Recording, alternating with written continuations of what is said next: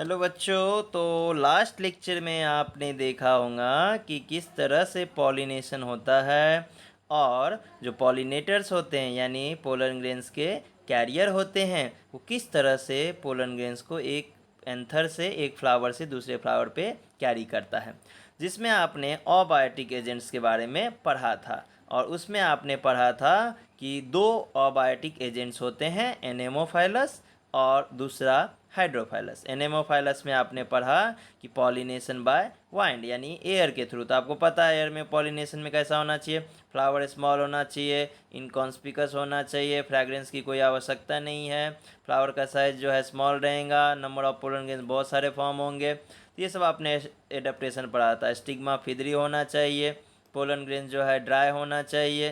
तो ये सब आपने कैरेक्टर पढ़ा था एनेमोफाइलस में। डिटेल वीडियो आप देख लें, अगर आपने अभी तक ये वीडियो नहीं देखा है तो आपको प्लेलिस्ट में मिल जाएगा। देन आपने पढ़ा था हाइड्रोफाइली। हाइड्रोफाइली यानी pollination with the help of water, उसे हमने हाइड्रोफाइली बोला। हाइड्रोफाइली में भी दो टाइप देखा था, ईपी हाइड्रोफाइली एंड हाइपो हाइड्रोफाइली। तो इन सब के जो भी आपके इन्फॉर्मेशंस है वो आपको वीडियो में मिल जाएगा। अगर आपने नहीं देखा है तो एक बार आप ज़रूर देख लें। आज के जो वीडियो हैं ये भी आपके पॉलिनेटर्स पे ही है, लेकिन आज जो हम पढ़ने वाले हैं वो आपके रिगार्डिंग किसके है, तो वो है आपके बायोटिक एडाप्टेशन से। वो है आपके बायोटिक एडाप्टेशन से। और इस वीडियो में हम किसके बारे में पढ़ेंगे, बायोटिक एजेंट्स के बारे में पढ़ेंगे। और बायोटिक एजेंट्स यानी क्या, लिविंग ऑर्गेनिजम्स। तो आपको बता दूं कि बायोटिक एजेंट्स में सभी के सभी लिविंग ऑर्गेनिजम्स आते हैं और इसमें पॉलिनेशन का 80%, पॉलिनेशन में 80% जो पॉलिनेशन है वो इसी लिविंग ऑर्गेनिजम्स के द्वारा होता है। चलिए, तो इंसेक्ट के द्वारा अगर पॉलिनेशन हो रहा है तो उसे एंटेमोफाइली बोलते हैं। देखिए कितना प्यारा सा आपके लिए एनिमेशन लाया हूँ, कितना प्यारा सा दिख रहा है आपके सामने ये इंसेक्ट है ना। तो इंसेक्ट पॉलिनेशन यानी एंटेमोफाइली। अगर किसी फ्लावर में पॉलिनेशन इंसेक्ट के हेल्प से हो रहा है तो उसे हम एंटेमोफाइली बोलते हैं। बच्चों ये टर्मिनोलॉजी बायोलॉजी का है, इसे आपको याद करना है। एंटेमोफाइली याद रखना है, एंटेमोफाइली यानी इंसेक्ट, इंसेक्ट यानी एंटेमोफाइली, है ना। आप अपने क्लासमेट्स के भी नाम ऐसे रख सकते हो। चलिए, सेकेंड है बर्ड। बर्ड यानी क्या, ऑर्नाइथोफाइली। अगर बर्ड के हेल्प से पॉलिनेशन होगा तो उसे हम क्या बोलेंगे, ऑर्नाइथोफाइली। ये रहा आपके सामने एनिमेशंस, देखिए कितना प्यारा सा क्यूट सा बर्ड है और ये क्या कर रहे हैं, नेक्टर सक कर रहे हैं फ्लावर से। और इसी के कारण से देखिए वो पंख फड़फड़ा रहे हैं वहाँ पे, वहाँ से पोलन ग्रेस स्प्रेड हो जाएगा, है ना। या फिर इसके साथ साथ हो सकता है कि वो अपने बॉडी पे क्या कर लेंगे, उसे कैरी भी कर लेंगे। देन थर्ड है कौन सा, बैट। बैट पॉलिनेशन है। बैट पॉलिनेशन यानी कौन सा, बैट के बारे में आपको पता होगा, चमगादड़ भी बोलते हैं हिंदी में, ठीक है। तो इसे हम क्या बोलते हैं, कायरोटेरिफाइली। तो ये रहा आपके सामने बैट, ये देखिए किस तरह से वो आए और एंथर को वहाँ से देखिए खा रहे हैं, ठीक है, और ये निकल गए खा के। तो इस में क्या हो जाएगा कि जो पोलन ग्रेन्स है वो एक फ्लावर से दूसरे फ्लावर पे स्प्रेड हो जाएंगे। देन फोर्थ है आपका स्नेल पॉलिनेशन। तो स्नेल पॉलिनेशन को बोला जाता है मेलैकोफाइली और मेलैकोफाइलस। मेलैकोफाइली प्रोसेस हो गया और मेलैकोफाइलस बोला तो मतलब वो प्लांट के बारे में बताया जा रहा है। तो बच्चों ये जो चार टर्मिनोलॉजी है इसे आपको याद रखना है। क्यों याद रखना है, क्योंकि आपके महाराष्ट्र बोर्ड में इसी बेस पे क्वेश्चंस पूछे जाते हैं। ये रहा आपका स्नेल का डायग्राम, आपको क्लियर दिख रहा होगा यहाँ पे वो किस तरह से स्टिग्मा पे चिपका हुआ है। देन यहाँ तक ओके है। Then transfer of pollen grains from one flower to another. तो ये जो लिविंग ऑर्गेनिजम्स है इसका मेन काम क्या है, तो पोलन ग्रेन्स को एक जगह से यानी एंथर से या एक फ्लावर से दूसरे फ्लावर पे ले जाने का काम करता है। तो ये बहुत ज़रूरी है, तभी हमारा इकोसिस्टम सस्टेन कर पाएगा। क्योंकि ये अगर पॉलिनेशन नहीं कर पाएंगे तो रिप्रोडक्शन कैसे होगा, ठीक है। मीन्स फर्टिलाइजेशन नहीं होगा, फर्टिलाइजेशन नहीं होगा तो न्यू ऑर्गेनिजम्स कैसे फॉर्म होंगे। तो आ जाइए, सबसे जो मोस्ट इंपॉर्टेंट है बायोटिक एजेंट्स में पॉलिनेशन में वो है इंसेक्ट। और इंसेक्ट में जो सबसे इंपॉर्टेंट है वो है हनी बी। तो if pollination is done by insect then they are called entomophily and the flower is called entomophilous. इसमें एग्जाम्पल है रोज है, जास्मिन है, सिस्ट्रम है, ये सब प्लांट का क्या है एग्जाम्पल है। एडाप्टेशन क्या क्या होना चाहिए तो बताइए। आप जाएंगे कहीं मार्केट में तो आप अच्छे अच्छे बड़े बड़े फूल देखेंगे जो दिखने में बहुत ही अच्छे हो, तो फ्लावर लार्ज होना चाहिए, सोई होना चाहिए, चमकता हुआ होना चाहिए, ब्राइट कलर्ड होना चाहिए। ये देखिए इंसेक्ट को किस तरह से बिजी हैं अपने काम में, किस तरह से यहाँ पे पोलन ग्रेन जो है कलेक्ट कर रहे हैं। आपको क्या लगता है ये पोलन ग्रेन्स किसके लिए कलेक्ट करते हैं? आप इसके आंसर भेज सकते हैं इस वीडियो में कि ये पोलन ग्रेन्स किस चीज़ के लिए कलेक्ट कर रहा है। पॉलिनेशन का आंसर छोड़ के आप यहाँ पे कमेंट करेंगे। जो सही कमेंट करेगा उस स्टूडेंट का नाम मैं ज़रूर अगले लेक्चर में ले लूँगा। तो आप सही कमेंट कीजिए और हो सकता है तो आपके लिए एक गिफ्ट भी लेंगे हम, अगर आपने सही आंसर किया। जो सबसे पहले सही आंसर देगा उसके लिए गिफ्ट मिलेगा, ठीक है, और गिफ्ट सरप्राइज रहेगा आपके लिए। चलिए आगे बढ़ेंगे। देन ऑर्डर यानी स्मेल जो है कैसा होना चाहिए, खुशबू कैसा रहेगा, स्वीटनेस रहेगा। स्मेल जो है वो जैसा रहेगा, स्वीट रहेगा, मीठापन रहेगा, है ना। नेक्टर्स ग्लैंड उसमें बहुत ज़्यादा प्रेजेंट होने चाहिए। स्टिग्मा कैसा होना चाहिए, रफ होना चाहिए। क्यों रफ होना चाहिए? क्योंकि पोलन ग्रेन्स लेकर अगर आ रहा है इंसेक्ट तो वो पोलन ग्रेन्स अगर वहाँ पे गिरा उसके सरफेस पे तो वहाँ वो फंस जाना चाहिए ना, है ना। या फिर वो क्या होना चाहिए, स्टिकी होना चाहिए, मतलब चिपक जाना चाहिए। तो स्टिग्मा पे अगर हेयर्स है तो वो कैसा रहेगा, रफ रहेगा। स्टिग्मा पे अगर हेयर, जैसे समझ लीजिए ये स्टिग्मा है, इस पे क्या है, हेयर्स है, हेयर्स है तो क्या रहेगा, ये रफ रहेगा। लेकिन अगर उस पर म्यूसिलेज रहेगा तो कैसा रहेगा, म्यूसिलेज रहेगा तो स्टिकी रहेगा, चिपचिपा रहेगा। पोलन ग्रेन्स भी क्या होना चाहिए, स्पाइनी, तभी तो उस पर जाके चिपकेगा। एंड पोलन ग्रेन्स पे एक स्टिकी सब्सटेंस होता है जिसके कारण से वो चिपक जाता है। और आप देख पा रहे होंगे कि ये जो इंसेक्ट्स है, ये जो हनी बी है, उसके लेग पे क्या है, पोलन ग्रेन्स बहुत सारे चिपक चुके हैं और उसे हम क्या बोलते हैं, पोलन कीट। यानी पोलन कीट किसका पार्ट है, पोलन ग्रेन्स का पार्ट है, क्योंकि उसके ऊपर में एक स्टिकी सब्सटेंस है जो उसको क्या करता है, स्टिक होने में, चिपकने में क्या करता है, हेल्प करता है। इस प्लांट में जो है इंसेक्ट किस तरह से काम करता है, एक लेबर की तरह से काम करता है, जो विजिटर की तरह आता है और क्या करता है, लेबर की तरह काम करता है। दैट मीन्स कि वो एक जगह से दूसरे जगह पोलन ग्रेन्स को ले जाने में क्या कर रहा है, हेल्प कर रहा है। तो यहाँ तक आपको वीडियो क्लियर हो रहा है तो आप कमेंट जरूर कीजिएगा कि आपको वीडियो समझ में आता है, लेक्चर्स जो है समझ में आता है। यहाँ पे हमारा बायोटिक एजेंट में फर्स्ट पॉलिनेशन जो था दैट इज़ द एंटेमोफाइली, वो कंप्लीट हुआ। उस फ्लावर को हम एंटेमोफाइलस बोलते हैं।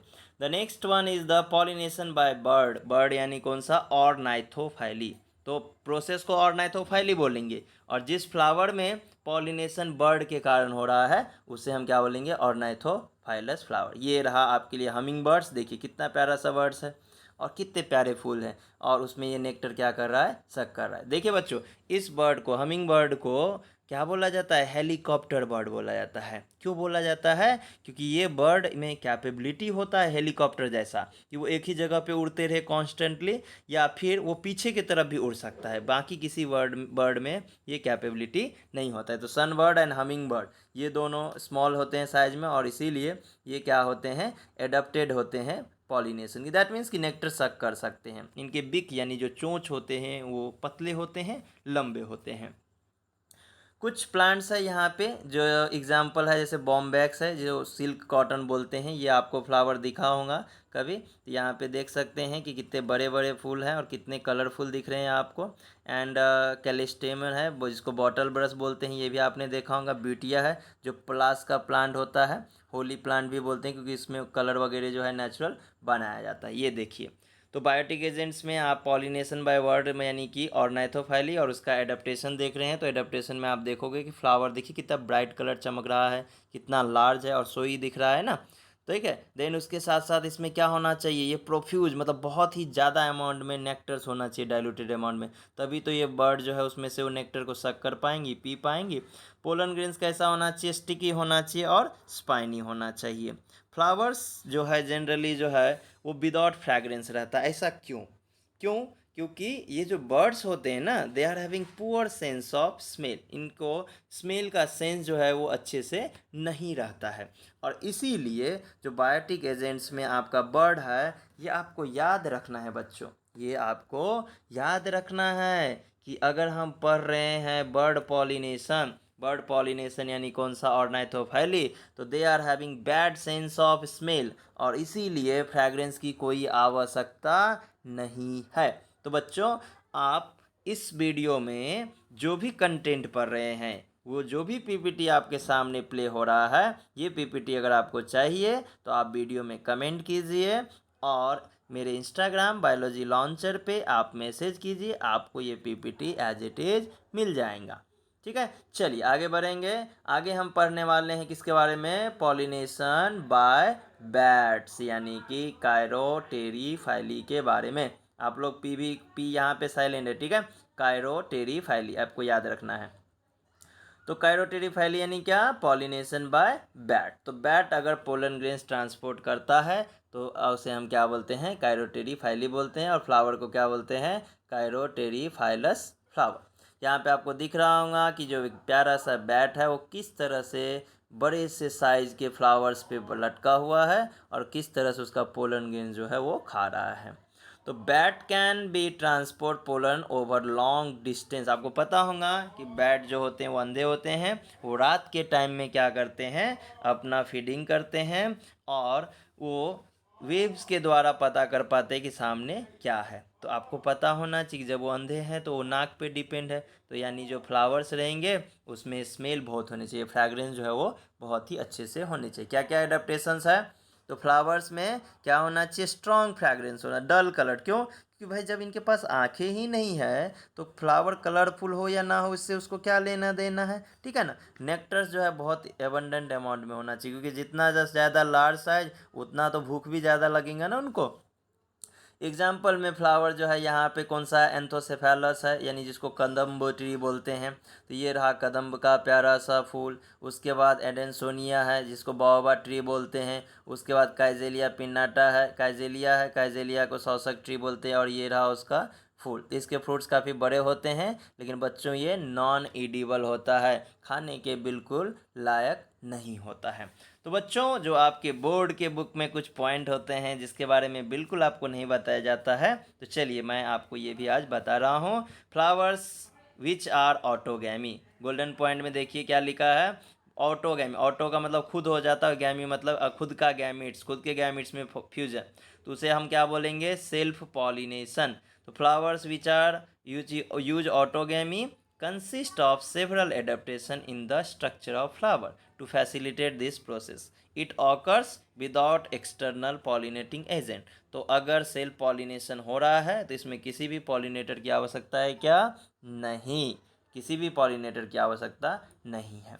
चलिए, तो फ्लावर जब ओपन होता है, फ्लावर जब ओपन होता है और वो अपने सेक्स ऑर्गन को एक्सपोज करता है, यानी एंड्रोसियम और गाइनोसियम जब आपको बाहर दिखता है, उस प्रोसेस को क्या बोलते हैं? तो process is called chasmogamous. When the flowers open and expose their both sex organ, that is the androecium and gynoecium, is called chasmogamous. ये रहा प्यारा सा एनिमेशन चाजमोगैमस का। देखिए किस तरह से फ्लावर ओपन हो रहा है, किस तरह से आपके सामने एंड्रोसियम एंड गाइनोसियम जो है वो एक्सपोज हो रहा है। इतने प्यारे प्यारे एनिमेशंस आपके लिए लाता हूँ और आप लाइक ज़रूर कीजिएगा वीडियो को, इससे हमें एनर्जी मिलता है। देन चलेंगे नेक्स्ट पॉइंट पे।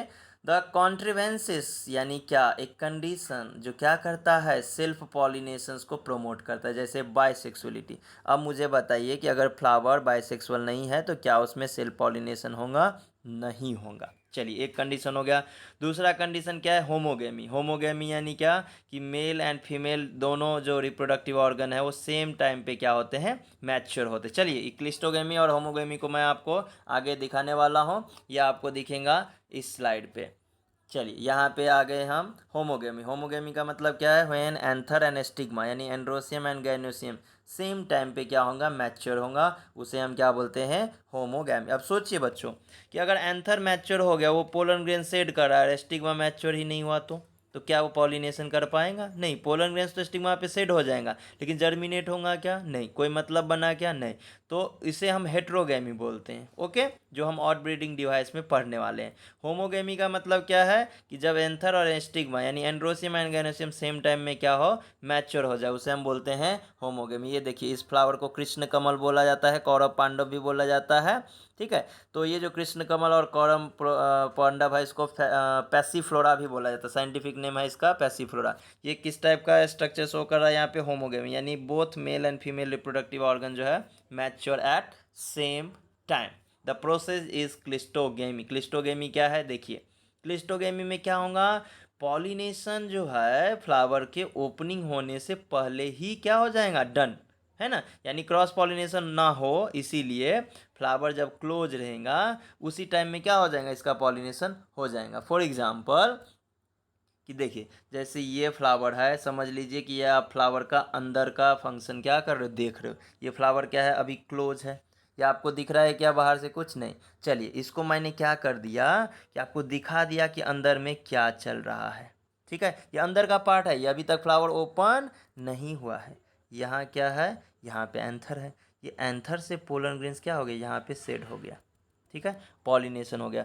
फ्लावर ओपन हुआ क्या, नहीं हुआ है। चलिए अब फ्लावर क्या हो जाएगा, ओपन हो जाएगा। देन इसके बाद क्या हो जाएगा, फ्लावर जो है आपका ओपन हो जाएगा, यानी जब पॉलिनेशन हो जाएगा तब, पॉलिनेशन होने के बाद आपका फ्लावर ओपन हो जाएगा। ठीक है, तो बस सिंपल सा फंडा है, सिंपल सा फिनोमेना यहाँ पे कि बिफोर पॉलिनेशन क्या हो जाता है, यानी पॉलिनेशन से पहले आपका फ्लावर ओपन नहीं होता है। दैट मीन्स व्हाट, कि self pollination occurs before opening of flower. Flower open होने से पहले ही अगर पॉलिनेशन हो जाता है तो उस प्रोसेस को हम क्लिस्टोगैमी बोलते हैं। क्लिस्टोगैमी आपको अगर देखना है तो कॉमेलिना बेंगालेंसिस, जिसको कैना भी बोला जाता है, कैना इंडिका इंडियन स्पीसीज है, तो कैना इंडिका में आपको दिखता है। ये पर्पल सा फ्लावर है, ये फ्लावर तब ओपन होता है जब इसका पॉलिनेशन हो गया रहता है। ठीक है, प्लांट्स में वायलोआ है क्या, उसके बाद कॉमेलिना है, जिसमें क्या दिखता है आपको, चैजमोगैमस एंड क्लिस्टोगैमस। चैजमोगैमस का मतलब क्या, फ्लावर ओपन होगा और अपना पार्ट क्या करेंगे, एक्सपोज करेंगे, उस प्रोसेस को हम क्या बोलते हैं, चैजमोगैमस। और क्लिस्टोगैमस का मतलब क्या होता है कि pollination occurs before the opening of flower. Flower के ओपनिंग से पहले ही आपको क्या दिख जाता है, प्रोसेस पॉलिनेशन का हो जाता है। तो आपको वीडियो पसंद आया होगा, लेक्चर समझ में आया होगा, एनिमेशंस अच्छे लगे होंगे तो लाइक कीजिए। अगर आपके फ्रेंड्स हैं स्कूल के, ट्यूशन के, कॉलेज के, जो भी हैं, उन्हें आप शेयर कीजिए। चैनल पे नए हैं तो सब्सक्राइब कीजिए। और आपका भविष्य जो है वो शुभ, उसके लिए शुभकामनाएं देना चाहूँगा मैं।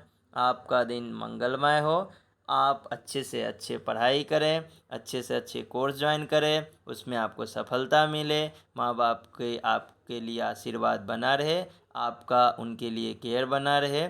यहाँ पे हम इस लेक्चर को रोकते हैं। Thank you so much.